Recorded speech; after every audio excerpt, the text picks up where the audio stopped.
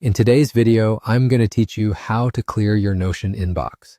If your inbox has started to pile up and you want a clean slate, this walkthrough will show you exactly how to do it in a quick and safe way.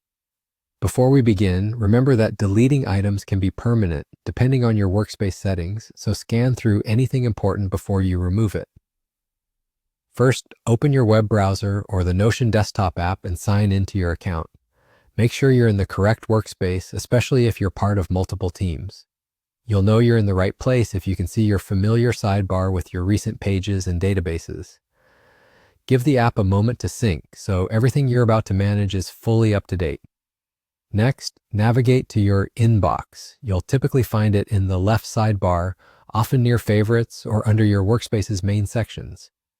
If your sidebar is collapsed, expand it so the inbox label is visible.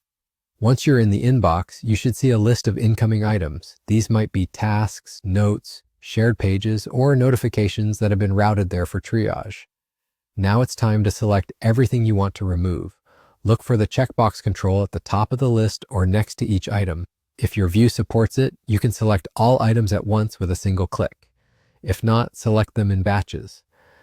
A handy tip: in many list views, using a keyboard shortcut like Command+A on Mac or Control+A on Windows will select all visible items, making it faster to manage large lists. Double check that only the items you intend to delete are selected. With your item selected, click Delete. This may appear as a button above the list, in a toolbar, or inside a three-dot menu.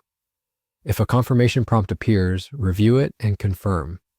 In many Notion setups, deleted pages first move to trash, where you can restore them if you made a mistake.